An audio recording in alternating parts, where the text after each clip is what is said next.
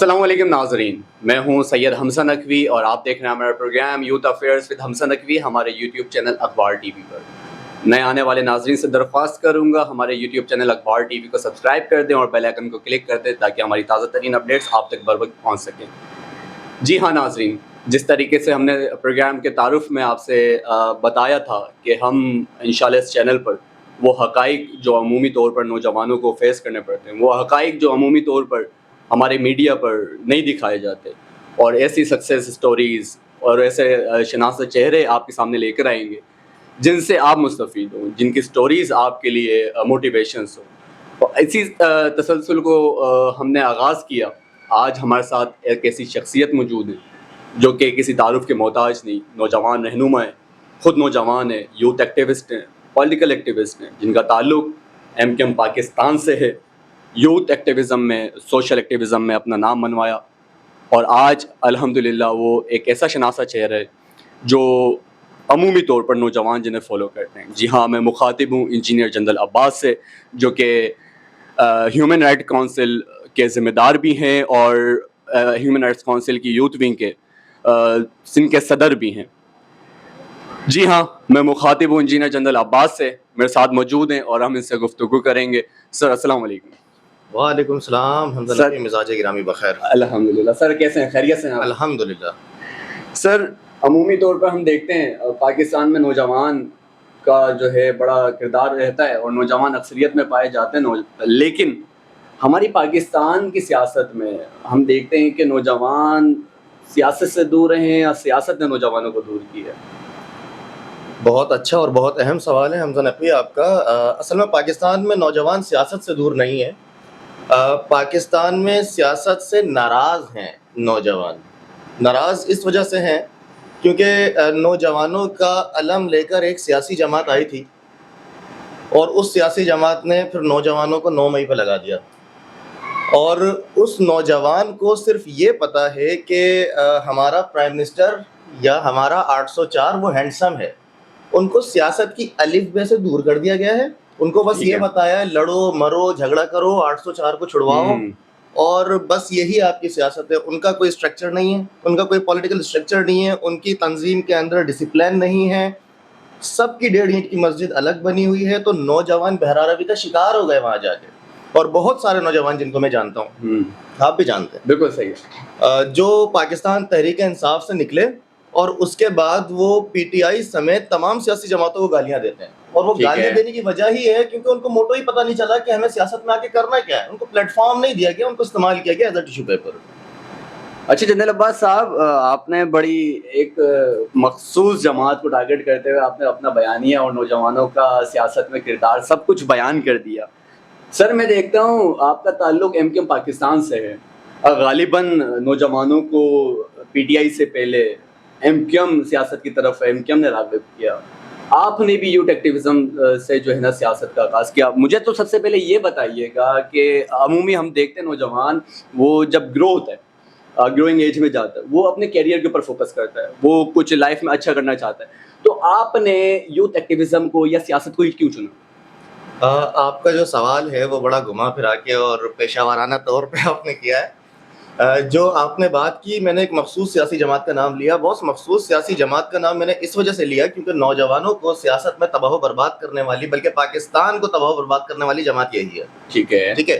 اور دوسری بات کہ ایم کیو ایم نے نوجوان سیاست متعارف کروائی، بالکل ایم کیو ایم نے نوجوان سیاست متعارف کروائی، لیکن اگر ایم کیو ایم نے نوجوان سیاست متعارف کروائی تو ایم کیو ایم کا پہلا میئر نوجوان تھا سر۔ بالکل ٹھیک ہے۔ ایم کیو ایم کا نوجوان چیئرمین جو اس وقت ہے وہ اس وقت اے پی ایم ایس او کا انچارج تھا، امین الحق صاحب ہو گئے۔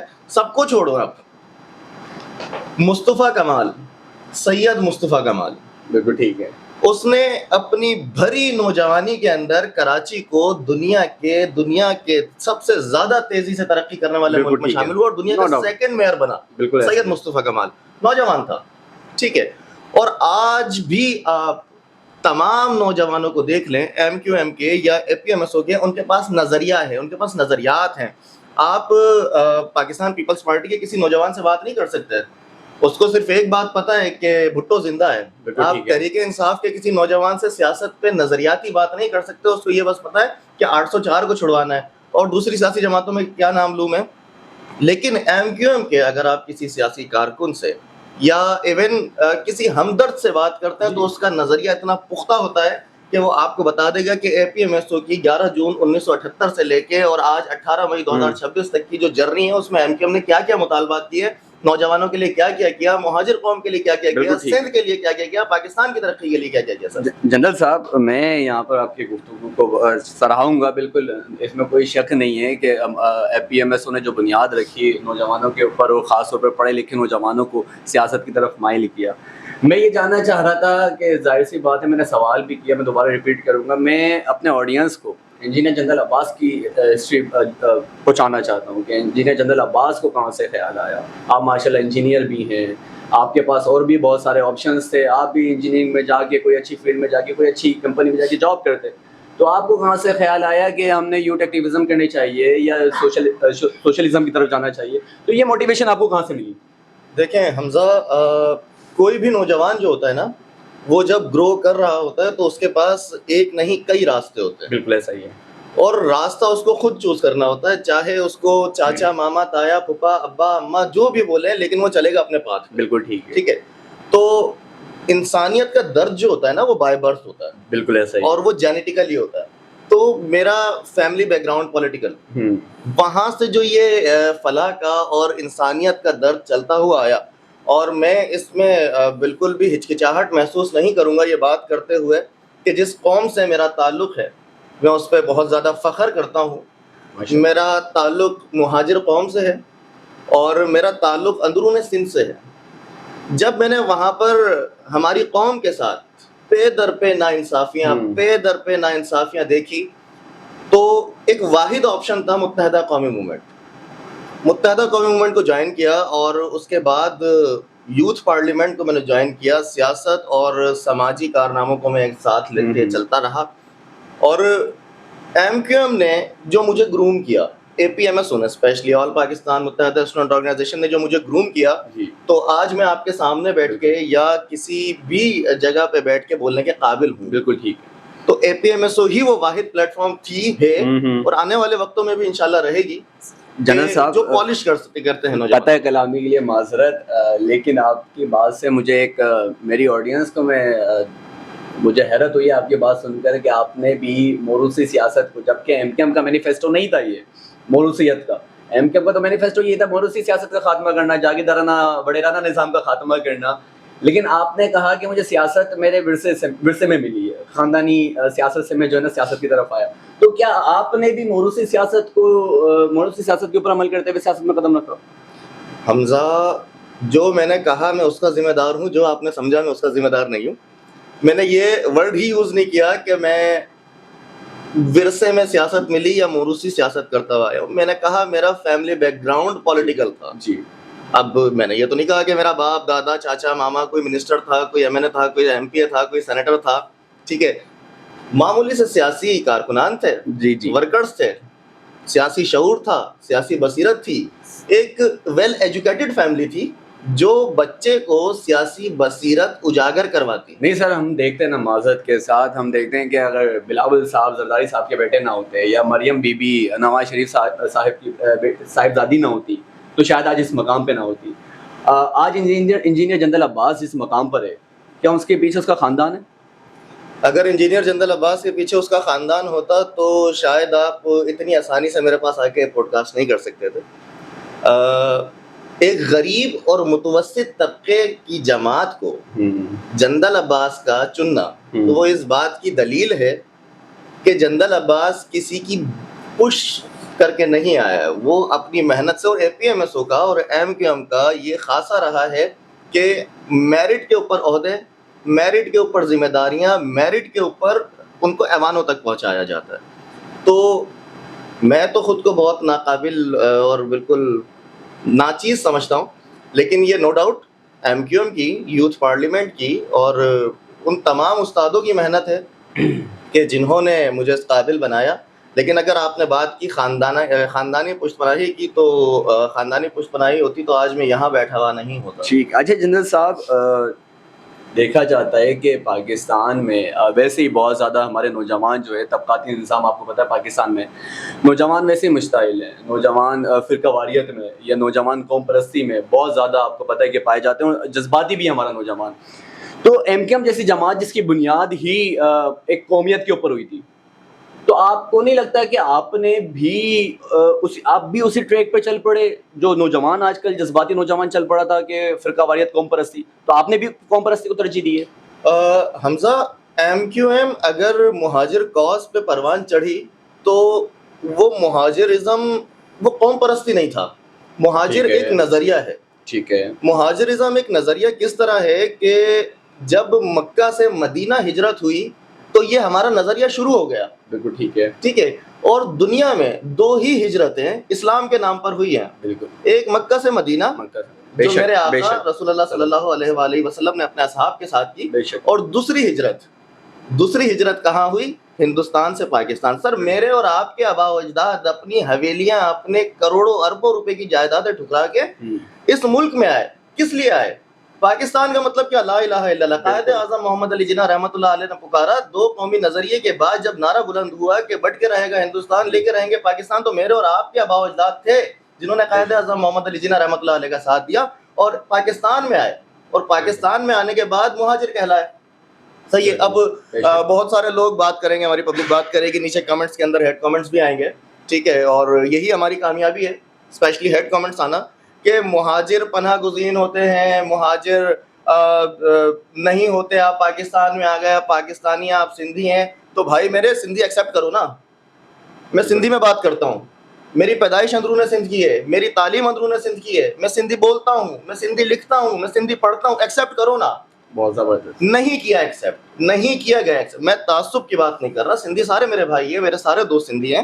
ٹھیک ہے. لیکن بات تعصب کی نہیں ہو رہی ہے، بات ہو رہی ہے کاز کی. مہاجر اگر ایک قوم نہ ہوتی تو میرے آقا رسول کریم صلی اللہ علیہ وآلہ وسلم جب انصار کو مہاجرین سے ملوا رہے تھے کہ اس مہاجر کا بھائی یہ انصار ہے، اس مہاجر کا بھائی یہ انصار ہے، اس صحابی کا بھائی یہ انصار ہے، تو مولائے کائنات شیر خدا حضرت علی کرم اللہ وجہ وہ رسول اللہ صلی اللہ علیہ وآلہ وسلم کے پاس تشریف لائے اور فرمایا یا رسول اللہ، آپ نے سب صحابیوں کو، سب مہاجرین کو انصار سے ملوا دیا، لیکن مجھے نہیں ملوایا، میرا بھائی کون ہے؟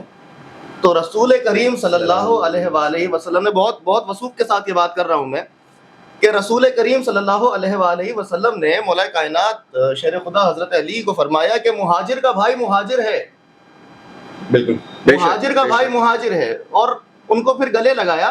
اور اگر مہاجر قوم نہیں ہوتی، سر خلافت کے بعد پہلا خلیفہ مہاجر کیوں، دوسرا خلیفہ مہاجر کیوں، تیسرا خلیفہ مہاجر کیوں، چوتھا خلیفہ مہاجر کیوں؟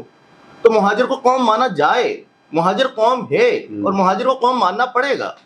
بالکل صحیح ہے. اچھا جنرل صاحب، ہمارا جو پروگرام کا موقف بھی، پروگرام کا پیٹرن بھی، اور میری جو یہ ایفرٹس میں لے کر نکلا ہوں، میرا خاص فوکس ہے نوجوانوں کے اوپر. نوجوان میں دیکھتا ہوں بڑا بدحالی کا شکار ہے ہماری. خاص طور پہ اگر میں سیاست میں بات کروں، دیکھیں پاکستان میں برائے نام ہی صحیح لیکن جمہوریت ہے. تو جمہوریت تو سر اسے کہتے ہیں جہاں بندے گنے جاتے ہیں تولے نہیں جاتے. اور پاکستان میں اگر اکثریت کی ہم بات کریں تو اکثریت نوجوانوں کے اوپر مشتمل ہے. 64% آف پاپولیشن پاکستان کی نوجوانوں کے اوپر مشتمل ہے. لیکن پارلیمنٹ میں نوجوان اقلیت میں کیوں ہیں؟ تو کائنڈلی اس کے اوپر روشنی ڈال لیجیے گا. یار پارلیمنٹ میں نوجوان اقلیت میں کیوں ہیں، اس کا سوال آپ ان سیاسی جماعتوں سے لیں جو نوجوانوں کو پارلیمنٹ میں نہیں بھیجتے. ہماری جماعت سے اگر آپ دیکھیں تو سب سے پہلے انجینئر عثمان کو دیکھ لیں، گلستان جوہر سے ایم پی ہیں. اس کے بعد معاذ محبوب کو دیکھ لیں، عبدالباسط کو دیکھ لیں، اعجاز الحق کو دیکھ لیں، فرحان انصاری کو دیکھ لیں. ہم نے تو تمام نوجوانوں کو بھیجا ہوا ہے. سر یہ سوال تو ان سیاسی جماعتوں سے کیجئے جو نوجوانوں کو نہیں بھیجتے. جس جماعت کو میں ریپرزینٹ کر رہا ہوں، مجھے پتا ہے میں یہاں پر سیاسی گیسٹ نہیں ہوں، میں نوجوانوں کو ریپرزینٹ کرنے آیا ہوں، لیکن جہاں بات میری تنظیم کی، میری تحریک کی، میری جماعت کی ہوگی اور نوجوانوں کو وہ چیز ہٹ کر رہی ہوگی، تو میں نوجوانوں کو تو کہتا ہوں، آپ کے کیمرے کے توسط سے کہتا ہوں کہ بھائی دیکھو کہ ہماری جماعت میں ٹکٹ بکتے نہیں ہیں. ہماری جماعت میں وڈیرے کے یا سردار کے بیٹے کو الیکشنز لڑوا کر ٹکٹ بیچ کر ایوانوں تک نہیں پہنچایا جاتا ہے. انجینئر عثمان کسی وڈیرے جاگیردار کا بیٹا نہیں ہے، سید عبدالباسط کسی وڈیرے جاگیردار کا بیٹا نہیں ہے، معاذ محبوب کسی جاگیردار وڈیرے کا بیٹا نہیں ہے، اعجاز الحق کسی جاگیردار وڈیرے کا بیٹا نہیں ہے. یہ نوجوان ہے. فرحان انصاری کوئی وڈیرہ جاگیردار نہیں ہے. یہ تمام نوجوان ہیں, اور ان کو ایم کیو ایم پاکستان نے نوجوان کو ٹکٹ دے کر ایوانوں تک پہنچایا اور اپنی مضبوط آواز بنائی ہے, نوجوانوں کی آواز بنائی ہے. بالکل ٹھیک ہے سر, آئی اپریشیٹڈ کہ ایم کیو ایم پاکستان نے نوجوانوں کو ٹکٹ فراہم کیے اور اسمبلی تک پہنچایا, لیکن میرا سوال اب بھی وہی ہے. میں آپ سے, آپ ایک یوتھ ریپرزینٹیو ہے, آپ نوجوانوں کا ایک ابھرتا ہوا چہرہ ہے اور واضح چہرہ ہے, میں جاننا چاہ رہا ہوں اس میں میرا سوال یہ ہے کہ کہیں آپ کو یہ تو نہیں لگتا اس میں ہمارے نوجوان بھی شریک ہے کہ آج نوجوان ہم نہیں دیکھتے اسمبلیز میں, آج اکثریت ہم وہ چاہے قومی اسمبلی ہو چاہے سرکاری ادارے ہوں, اسمبلی سے باہر بھی, لیکن ہمیں 70-80 سالوں بابوں کی حکومت نظر آتی ہے, وہ بابے جو شاید ریٹائرمنٹ کے قریب ہیں, لیکن نوجوان نظر نہیں آتے. تو اس میں سسٹم قصوروار ہے یا نوجوان قصوروار ہے؟ حمزہ ذمہ دار دونوں ہیں, اور زیادہ ذمہ دار نوجوان. سر وہ کیسے؟ وہ ایسے کہ ہمارے نوجوانوں کو شارٹ کٹ کی عادت پڑ گئی. ٹھیک ہے, ٹھیک ہے, آپ معذرت چاہوں گا جینزی سے, تمام جینزیز سے میں پیشگی معذرت چاہوں گا, لیکن ہماری جو جینزیز ہیں نا اور ملینیلز کا لاسٹ والا جو ایک اسٹاک ہے, ان سب کو شارٹ کٹ کی عادت ہے. بہت جلدی امیر ہونا ہے, بہت جلدی پڑھنا ہے, بہت جلدی مشہور ہونا ہے, اور بہت جلدی سب کچھ کر لینا ہے. ہم میں سے اسٹرگل ختم ہو گئی ہے, جہد مسلسل ختم ہو گئی ہے, اللہ پر توکل ختم ہو گیا ہے, پڑھنے کی عادت ختم ہو گئی ہے, ریسرچ کی عادت ختم ہو گئی ہے, تحقیق کی عادت ختم ہو گئی ہے. میں ابھی فیس بک پہ کچھ دیکھوں گا, انسٹاگرام پہ اس کی تصدیق کروں گا, اس کو اپلوڈ کر دوں گا ٹک ٹاک کے اوپر, اور وہاں پر آپ جیسے یوٹیوبر آئیں گے, اسی کو 2 منٹ کی بات کو 2 گھنٹے کا پروگرام بنا کے بنا تصدیق کے پیش کر دیں گے. سر تحقیق کی, تجزیے کی, ریسرچ کی عادت ختم ہو گئی. تو نوجوان کے پاس وہ ذخیرہ ہوگا, وہ نالج ہوگی, وہ چیز ہوگی, تو اس کو کوئی بھی سیاسی جماعت یہ دیکھ کر اس کو سلیکٹ کرے گی, یا وہ خود کو سیاسی جماعت سلیکٹ کرے گا. نہیں تو انڈیپینڈنٹ کھڑا ہو نا. بالکل ٹھیک ہے, 64% آپ نے کہا نا, آپ انڈیپینڈنٹ کھڑے ہو نا الیکشنز. سر میں معذرت چاہوں گا, آپ نے ڈائریکٹلی اشارہ ٹارگیٹ کر دیا ہماری طرف. تو سر دیکھیں نا, 5 انگلیاں برابر نہیں ہوتی. ہمارے پلیٹ فارم کا تو مقصد ہے کہ ہم حقائق, اور جو جس طریقے سے آپ نے ڈسکشن کی, یہ ہمارا کرنے کا مقصد بھی یہی ہے نا کہ حقائق اور ہمارے جو نوجوان راستے سے بھٹک گئے انہیں راستہ دکھایا جائے کہ یار کس طریقے سے آپ کامیاب ہو سکتے ہیں زندگی میں. سیاست اصل میں سمجھتا ہوں سیاست امیروں کے لیے نہیں ہے, سیاست ہے غریبوں کے لیے. کہ دیکھیں ایک ڈی ایچ ایس آنے والا ہمارے مڈل کلاس کا مسئلہ حل نہیں کر سکتا, اس کو نہیں پتا کہ مڈل کلاس گھرانے میں کیا مسئلے چل رہے ہیں. تو یہی میسج ہم دینا چاہ رہے ہیں. لیکن سر یہاں پہ میرا ایک سوال ہے, وہ یہ ہے کہ جس سسٹم ہمارا جس طریقے سے جگڑ گیا, آپ کو کیا لگتا ہے ایک میرے جیسا نوجوان, اگر چلیں میں اپنی مثال لیتا ہوں, میں آپ کو کہتا ہوں کہ سر مجھے بتائیں کہ میں پارلیمنٹ تک کیسے پہنچوں. سر پارلیمنٹ میں پہنچنے کے لیے تو کروڑوں روپے چاہیے, تو کروڑوں تو حلال کا کوئی بھی نہیں لگا سکتا. تو کس طریقے سے میں پارلیمنٹ میں پہنچ سکتا ہوں؟ حمزہ یہ ایک بہت غلط تاثر ہے. جی, سب سے پہلی بات تو سیاست کو ہمارے ملک میں نا گالی بنا دیا گیا. بالکل ایسا ہی ہے. سیاست ایک خدمت کا نام ہے, اور یہ اگر میں بات کروں حضرت عمر فاروق رضی اللہ تعالیٰ عنہ کی, تو ان کی سیاست کا طرز دیکھیں آپ. بالکل ٹھیک ہے. تو ہمارے لیے تو مشعل راہ ہیں, ہمارے اصحاب, ہمارے اہل بیت, ہمارے رسول اللہ ہمارے لیے مشعل راہ ہیں. ہم ان کی طرز سیاست پہ عمل کریں گے نا باس. جی, تو نہ ہمیں کروڑوں روپے چاہیے, نہ ہمیں سیاسی جماعت کا سہارا چاہیے, نہ ہمیں کوئی بیک اپ نہیں چاہیے.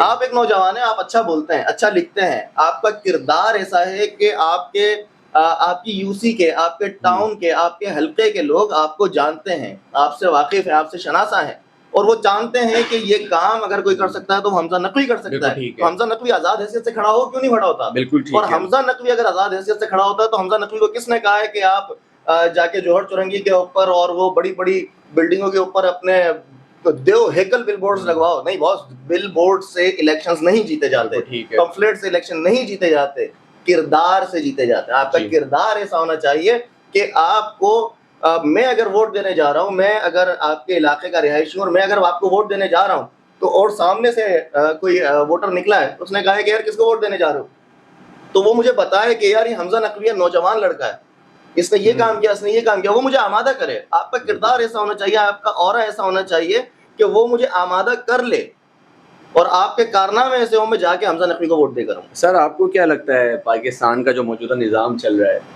تو جو ہمارے نمائندے منتخب ہو رہے ہیں وہ ووٹ سے ہو رہے ہیں؟ ہاں ووٹ سے ہو رہے ہیں. آپ شیور ہیں اس بات پہ؟ ووٹ سے ہو رہے ہیں. ووٹ سے ہو رہے ہیں. چلیں ٹھیک ہے سر, اسی طریقے سے آپ نے بڑا اچھا بیان کیا حضرت عمر فاروق رضی اللہ تعالیٰ عنہ کا دور کا, کہ اوبویسلی وہ ہمارے لیے آئیڈیل دور ہے, اور ہم بینگ اسلامک اسٹیٹ, ہمیں اسی نظام کو فالو کرنا چاہیے, لیکن انفارچونیٹلی پاکستان میں وہ نہیں ہو رہا, جو کہ حقیقت ہے. دیکھیں آپ کا پوائنٹ آف ویو بالکل اوبویسلی آپ ایک شناسہ چین ہے اور نوجوان آپ کو سنتے ہیں, تو لیکن سر میں یہ دیکھتا ہوں پاکستان میں حقیقت اس کے برعکس ہے. پاکستان میں سر طبقاتی نظام ہے, غریب کے لیے قانون الگ ہے, امیر کے لیے قانون الگ ہے. ریسنٹلی آپ نے دیکھا ہوگا کہ ایک بڑا مشہور واقعہ چل رہا ہے پنکی کا, کہ پوری قوم مہنگائی کو بھول کر وہ پنکی کے پیچھے لگی ہوئی ہے. اور جس طریقے سے میں تو سمجھتا ہوں کہ شاید یہ ایک چال ہے سر, اس کے اوپر ذرا روشنی ڈالیے گا. آپ نے ایک جگہ نظام کی بھی بات کی, تو نظام آپ کے سامنے میں نے کھول کے رکھ دیا, اس نظام کو ذرا ڈیفائن کریں نا آپ. حمزہ یہ بڑا کنٹروورشل سوال ہے. پنکی کے جو راغب ہوئے نوجوان یا صارفین یا ناظرین جو بھی اس کی طرف راغب ہوئے ہیں, اگر یہی پنکی برقع پہن کے عدالت جاری ہوتی نا, جس طریقے سے عدالت میں آئی ہے نا, میں معذرت چاہتا ہوں, میں کھلنا نہیں چاہ رہا تھا لیکن اب کھلنا پڑے گا. وہ جس طریقے سے عدالت میں آئی ہے, اگر وہی پنکی عدالت میں برقع پہن کر آتی نا وہاں میڈیا پہنچا ہوا ہوتا, نہ نوجوان اس کو دیکھ رہے ہوتے, نہ آپ کے سرچ ہسٹری میں پنکی ہوتا, نہ دوسرے باہر بیٹھے ہوئے چائے کے ہوٹل پہ نوجوان پنکی کے بارے میں بات کر رہے ہوتے. ٹھیک ہے, ٹھیک ہے سر. دوسری بات یہ کہ پنکی کا جو ایشو چل رہا ہے, ایسی 10 پنکیاں سر گھوم رہی ہیں پورے کراچی میں سر. لیکن دیکھیں نا کہیں نظام ہمارا ڈیفالٹڈ ہو رہا ہے نا. میں صرف بات یہاں پہ آپ سے جاننا چاہ رہا ہوں کہ سر پاکستان میں ایلیٹ کلاس بہت کم ہے, چند فیصد ہے, لیکن مڈل کلاس سب کا بہت زیادہ ہے. اصل جو دباؤ آتا ہے وہ مڈل کلاس طبقے کے اوپر آتا ہے. آپ دیکھ لیں قانونی ادارے, جو امیر کے لیے قانون الگ ہے, غریب کے لیے قانون الگ ہے. غریب سالوں سال چکر لگاتے رہتا ہے تھانے کچہری کے, لیکن اس کو انصاف نہیں. سر ام رباب کی مثال آپ کے سامنے, کتنا مضبوط کیس اس نے لڑا, لیکن ایٹ دی اینڈ کیا ہوا اس کے ساتھ, اور پنکی کے ساتھ کس طریقے سے پروٹوکول اس کو دیا جا رہا ہے. تو یہ اس قوم کی 2 بیٹیاں, اور دونوں کے ساتھ الگ الگ نظام, الگ الگ انصاف کیوں؟ حمزہ, پنکی اور ام رباب دونوں الگ الگ کیسز ہیں. ام رباب اپنے اہل خانہ کے لیے جنگ لڑ رہی تھی. میں یہ نہیں کہہ رہا کہ وہ غلط تھی, اس کا جنگ صحیح تھا, جنگ صحیح تھی, اس کے ساتھ ناانصافی ہوئی ہے. لیکن پنکی ایک معاشرہ تباہ کر رہی ہے. بالکل ٹھیک ہے, وہ ایک معاشرہ تباہ کر چکی ہے, ایک معاشرہ تباہ کرنے جا رہی تھی. سر اس کے باوجود معذرت قطع کلامی کے لیے کہ اس کے پیچھے ایسے کون سے لوگ ہیں جو اتنی دلیری کے ساتھ وہ چل رہی ہے, اور وہ اس کی آڈیوز بھی آپ کے سامنے پہنچی ہوں گی, کس طریقے سے دلیری کے ساتھ وہ کہہ رہی ہے کہ جی میں سب کو دیکھ لوں گی. وہ ادارے پتہ لگا رہے ہیں نا, ادارے کام کر رہے ہیں نا.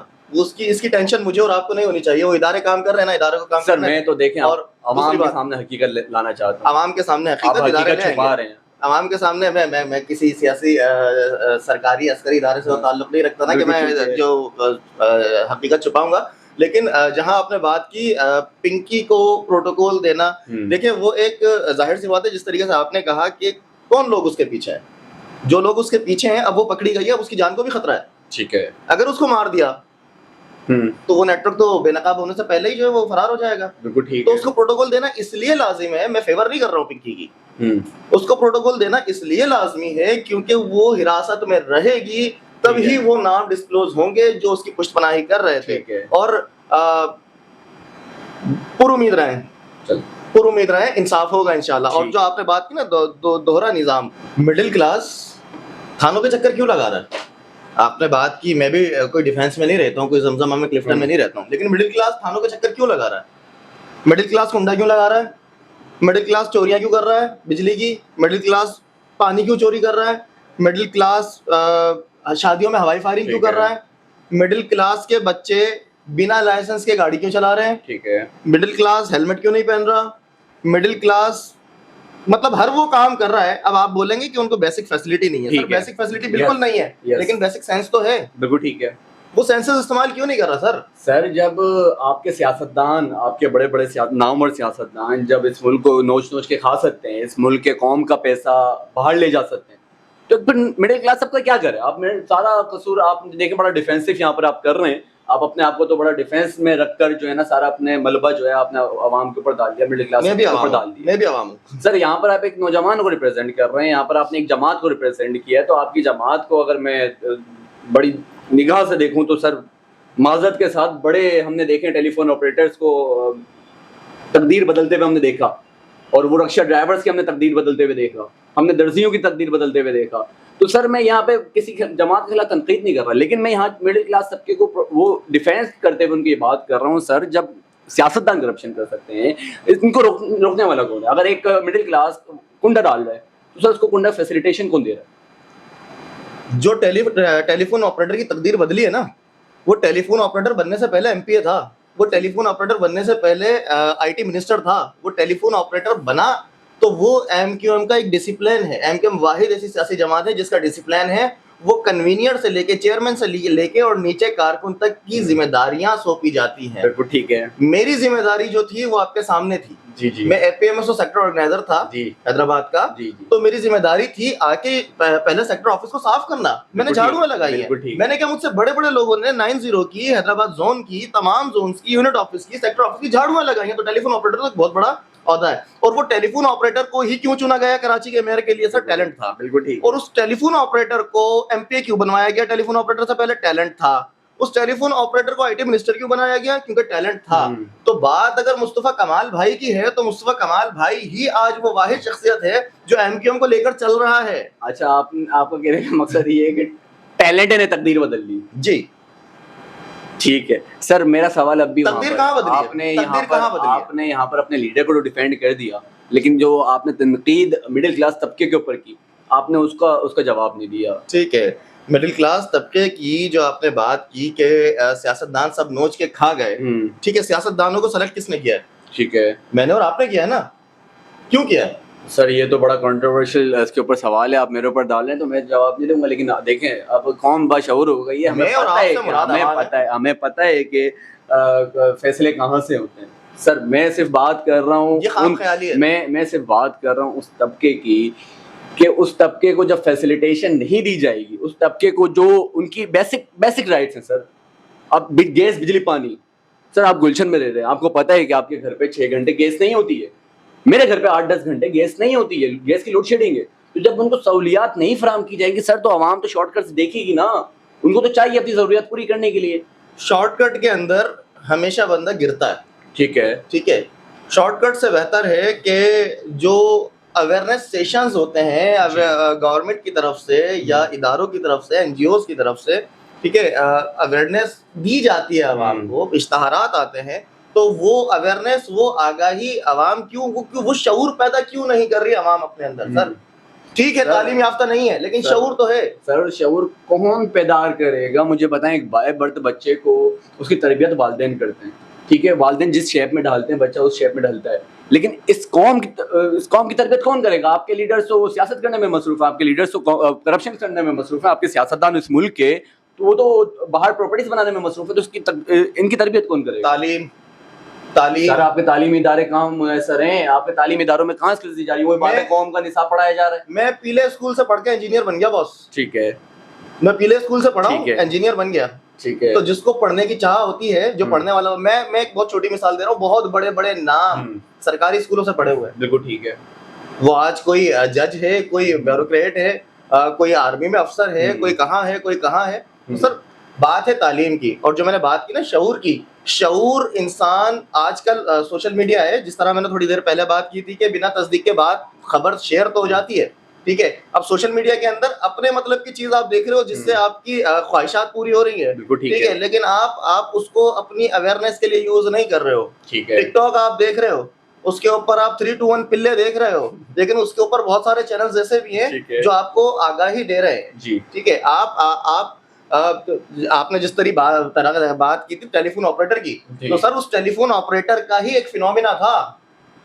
اس ٹیلی فون آپریٹر نے ایک فینومینا دیا تھا کہ آپ اپنے گلی, محلے, علاقے کی آنرشپ لے لیں. 2 سینسز دیے اس نے, ایک سینس آف آنرشپ اور ایک سینس آف پارٹیسپیشن. ٹھیک ہے, آپ آنرشپ لیں. اب آپ کا سوال یہ ہوگا کہ یہ ہم کیوں لیں, ہمارے حکومت کا کام ہے. نہیں بھائی, سارے کام حکومت کے نہیں ہوتے. ٹھیک ہے سر, آپ میرے سوال سنیں, آپ نے سینس آف پارٹیسپیشن جب پیدا کر لیا نا, ٹھیک ہے, تو آپ اپنے گلی کی آنرشپ, آپ نے ایک گلی کی آنرشپ لے لی, گلی کے ایک ٹکڑے کی آنرشپ لے لی. سر تو آپ کے گھر کا کچن یا باتھ روم کے ٹائل ٹوٹ جاتا ہے, نل کا ٹوٹ جاتا ہے, اس کو ریپیئر آپ خود کرتے ہیں, نہ کہ آپ کسی ٹاؤن چیئرمین کے پاس جاتے ہیں, یو سی چیئرمین کے پاس جاتے ہیں. جب آپ کے گلی میں, آپ کے گھر کے سامنے گٹر کا ڈھکن نہیں ہے, آپ کو پتا ہے کہ آگے جو ہے وہ ہٹ دھرم لوگ بیٹھے ہوئے ہیں, وہ کام نہیں کر رہے, تو یار کتنے کا آتا ہے؟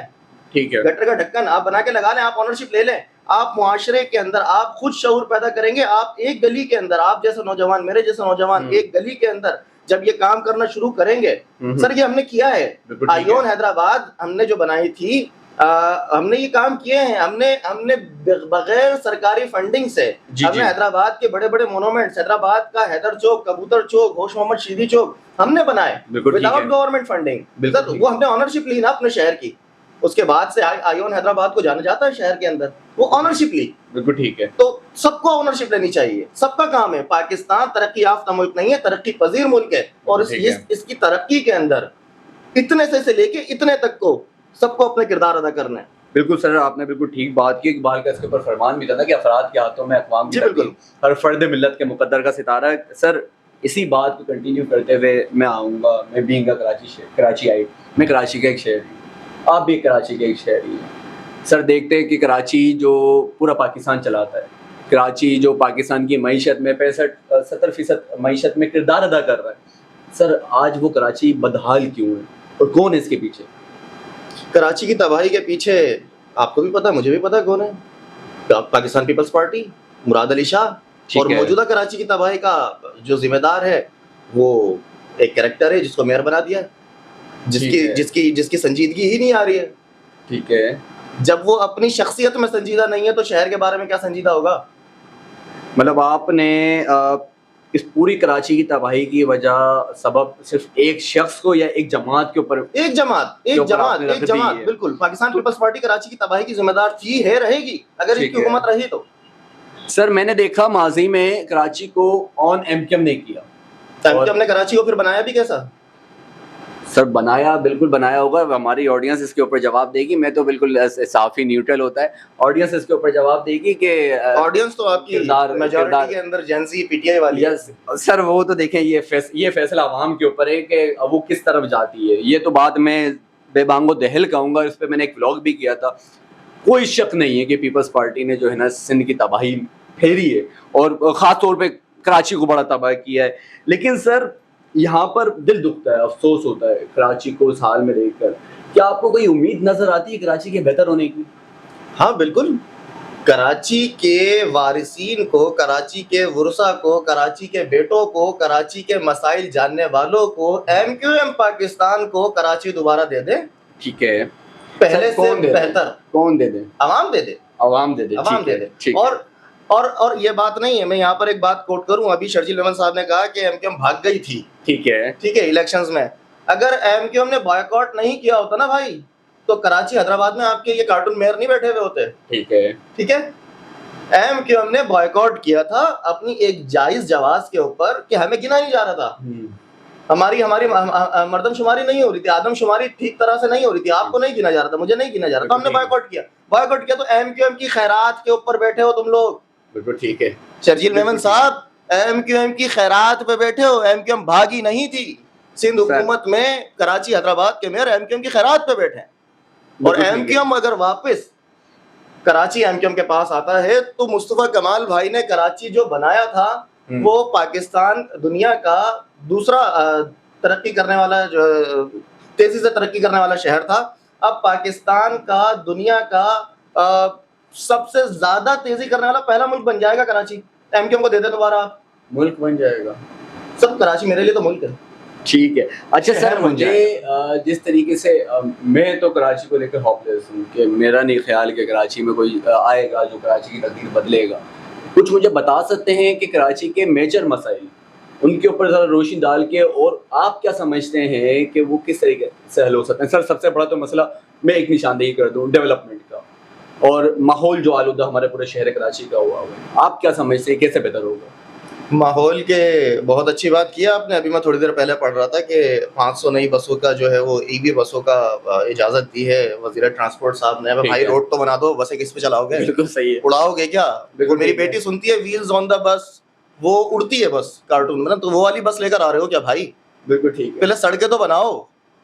آپ کا میئر جو ہے اس سے سوال کرنے جاؤ, وہ صحافی کو بھگا دیتا ہے, آپ کے جیالے آ کے اس کو پریس کانفرنس سے باہر کر دیتے ہیں. میئر سے سوال کرو, وہ اس طرح کر رہا ہوتا ہے, یہ نان سیریس بیہیویئر اس کا ہوتا ہے. تو بھائی پہلے آپ سڑکیں بناؤ, پھر ای وی بسیں چلاؤ, آپ رولر کوسٹر چلاؤ, آپ کچھ بھی چلاؤ. ٹھیک ہے. اور جس طرح آپ نے کہا ہوپ لیس, دیکھیں نا امیدی کفر ہے. آپ مسلمان ہیں ماشاء اللہ, سید ہیں, اور کفر نہ کریں. انتظار کریں. مطلب ہے کہ کوئی کراچی کی امید انشاءاللہ بہتر ہوگا انشاءاللہ. تو سر کتنا اس میں کتنا آپ وقت دیکھ رہے ہیں کہ ہم کراچی کو ترقی یافتہ دیکھنے میں مطلب چلے ایٹ لیسٹ کام ہی شروع ہو جائے نا. اب نہیں دیکھ رہے ایک دم جو ہے نا, اب جس طریقے سے آپ دیکھ رہے ہیں سوشل میڈیا پہ AI ویڈیوز چلنی پڑی کہ اس کی ٹوٹی ہوئی سڑکوں کی جگہ یونیورسٹی روڈ کی جگہ اس طریقے سے مطلب ایک خوشی ہوتی ہے نا کہ یار ہمارا کراچی اس طریقے سے ہوتا تو کیا ہی بات ہوتی. تو آپ کو کیا لگتا ہے کتنا وقت ابھی مزید درکار ہے کراچی کو بننے؟ جو AI ویڈیوز چل رہی ہے کراچی ویسا تھا جی. کراچی کو تباہ کر دیا سندھ سرکار نے, سائیں سرکار نے. ٹھیک ہے. کراچی کو تباہ کر دیا اور کراچی AI سے زیادہ بہتر ہوگا انشاءاللہ. آپ آرٹیفیشل انٹیلیجنس کی بات کر رہے ہیں, کراچی انٹیلیجنس بنے گی انشاءاللہ. ٹھیک ہے. کراچی انٹیلیجنس بنے گی جس سے دوسرے شہر کراچی جیسا, سر لاہور کراچی کو دیکھ کر بنا ہے. بالکل صحیح ہے سر. کچھ روز قبل میڈیا پر سوشل میڈیا پر ایک ڈیبیٹ چھڑی جس کے اوپر بڑا متنازع کردار مختلف لوگوں نے ادا کیے, بہت زیادہ ڈیبیٹس کی اس کے اوپر. میرا سوال یہاں پر یہ ہے کہ کراچی کو ایک صوبہ بنانے کی بھی بات کی گئی, کہیں کہیں کراچی کو یہ بھی کہا گیا کہ کراچی کو وفاق کے حوالے کیا جائے. تو سر یہ ان چیزوں پر عمل کر کے مطلب میں آپ کی رائے جاننا چاہ رہا ہوں, بینگ اے کراچی آئٹ, آپ اس شہر میں پیدا ہوئے بڑے ہوئے, آپ کو اس شہر کی ڈائنامکس کا انداز ہے, تو آپ کو کیا لگتا ہے پہلے کراچی وفاق کا حصہ تھا بھی جب جن وقتوں میں ہم نے کراچی کی ترقی دیکھی, تو آپ کو کیا لگتا ہے کراچی کو اگر وفاق کے حوالے کیا جاتا ہے یا صوبہ بنایا جاتا ہے تو آپ کس حق میں؟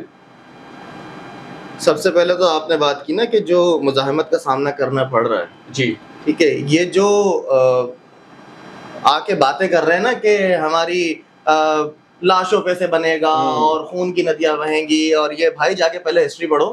ٹھیک ہے. ٹھیک ہے. جو آج آپ سندھ توڑنے کی بات کر رہے ہو نا کہ سندھ نہیں ٹوٹنے دیں گے, سندھ نہیں ٹوٹنے دیں گے, ہسٹری اٹھاؤ, کراچی سندھ کا حصہ تھا ہی نہیں. ٹھیک ہے. اور جب کراچی کو سندھ میں شامل کیا گیا تو آپ کے بڑے بھوک ہڑتال پہ بیٹھے تھے بھائی. آپ کے بڑوں نے سب سے پہلے جو ہے وہ آواز بلند کی تھی کہ نہیں سندھ کے اندر کراچی کو شامل نہیں کرو. اگر آپ بولیں گے تو اس کے اوپر میں ایک علیحدہ پروگرام کرنے کے لیے تیار ہوں ود ڈاکومنٹیشن کہ کون کون سی سیاسی جماعت کا کون کون سا رہنما, نامور رہنما, بالکل ٹھیک ہے, جو بھوک ہڑتالوں پہ بیٹھے جنہوں نے مخالفت کی کراچی کو سندھ میں شامل کرنے کے لیے. اور دوسری بات, اگر آپ نے کہا کہ صوبہ بنے یا وفاق کے حوالے کریں, سر صوبہ بنے یا وفاق کے حوالے کریں, میں دونوں چیزوں کی حمایت کروں گا. دونوں چیزوں کی حمایت. کراچی کی آبادی پاپولیشن جو ہے جو کاؤنٹڈ ہے وہ 3.5 کروڑ سے زیادہ ہے. ٹھیک ہے. آن ریکارڈ جو ہے. ٹھیک ہے.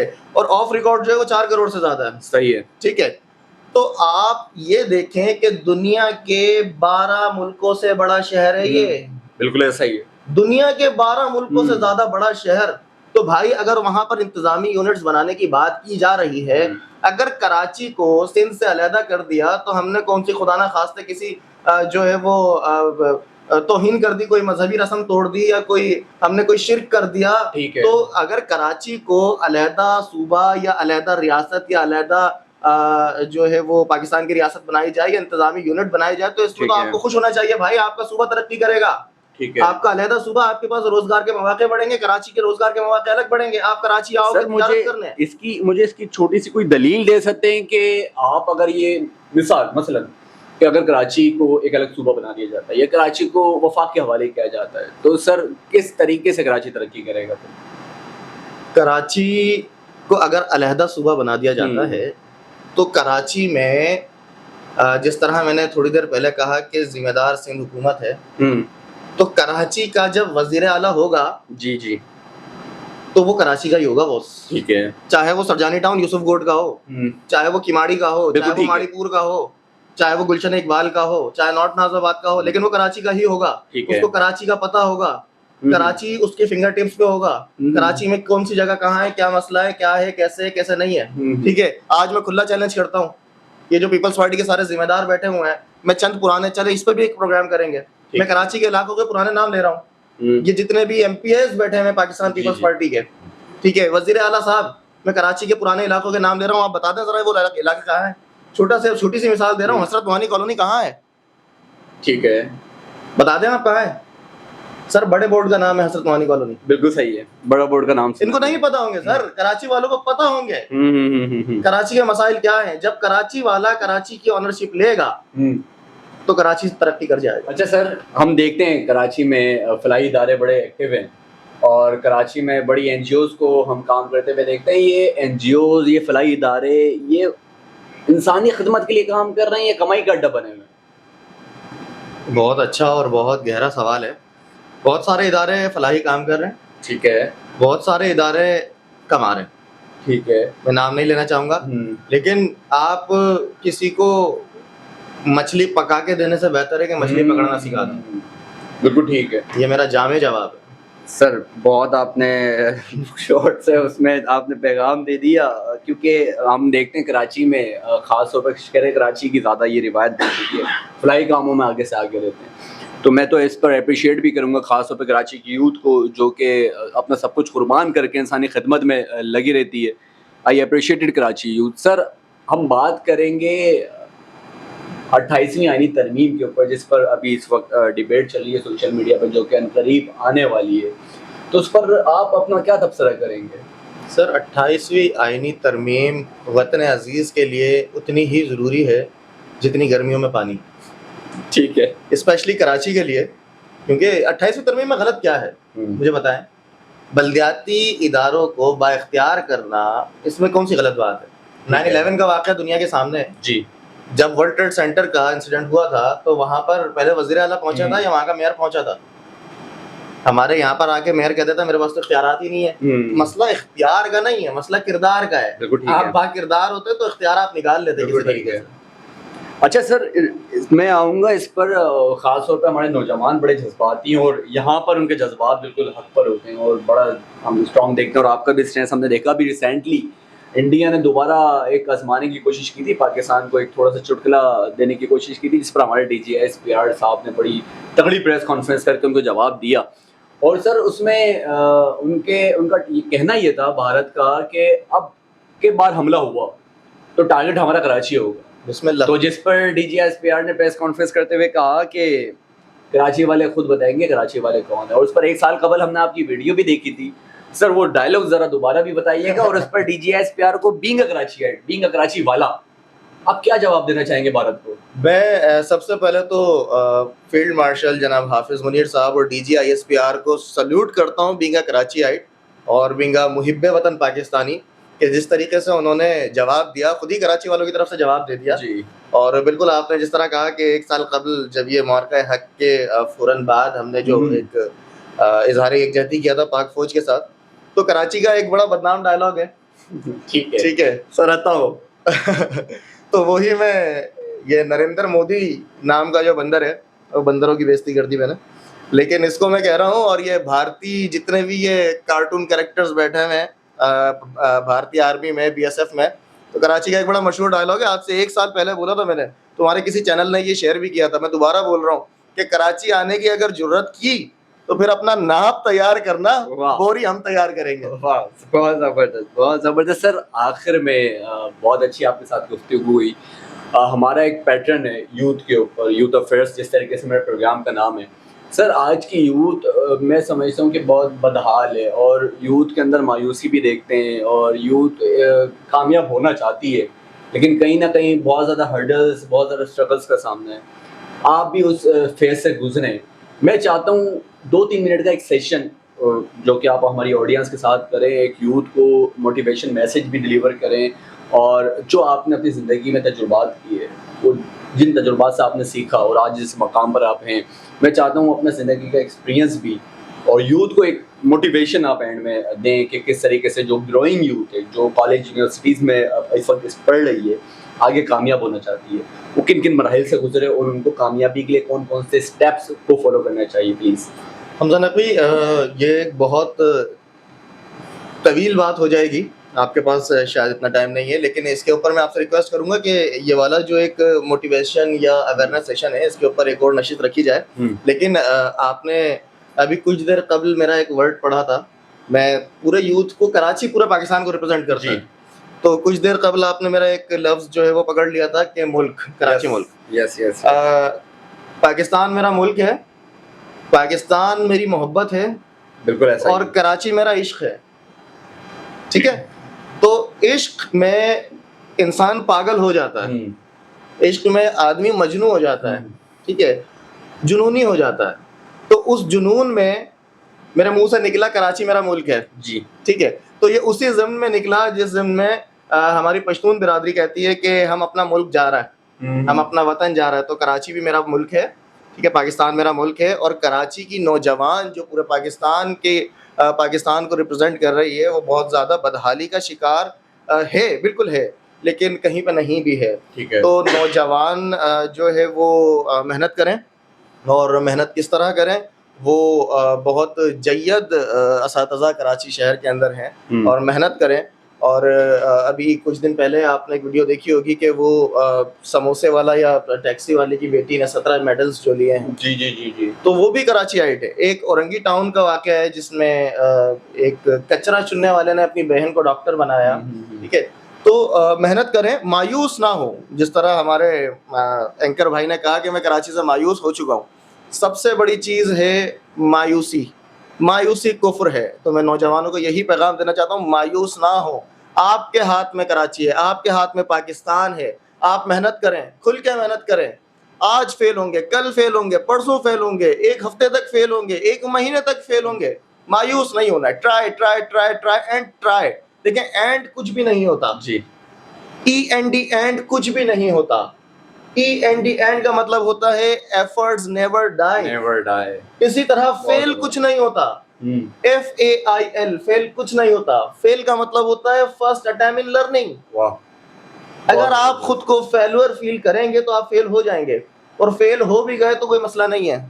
فیل کا مطلب ہے فرسٹ اٹیمپٹ ان لرننگ. آپ نے کچھ سیکھا. انسان ہارتا نہیں ہے، بالکل انسان سیکھ جاتا ہے.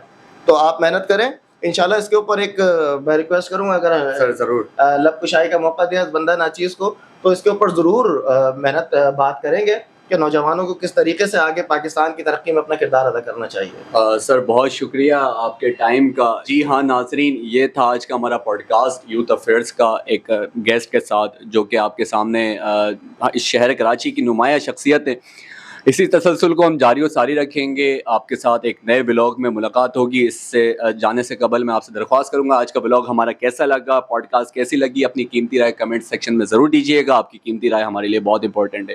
اور کچھ اس طریقے کے سوالات جو ہم کراچی کی میجر شخصیات، جو نامور شخصیات ہیں، ان کے ساتھ جو آپ چاہتے ہیں کہ ان سے ہم پوچھیں، تو وہ کمنٹ سیکشن میں ہمیں ضرور بتائیے گا. ایک نئے پوڈ کاسٹ میں، ایک نئے پروگرام میں آپ کے ساتھ ملاقات ہوگی. تب تک اپنا بہت خیال رکھیے گا. پاکستان ہمیشہ زندہ باد.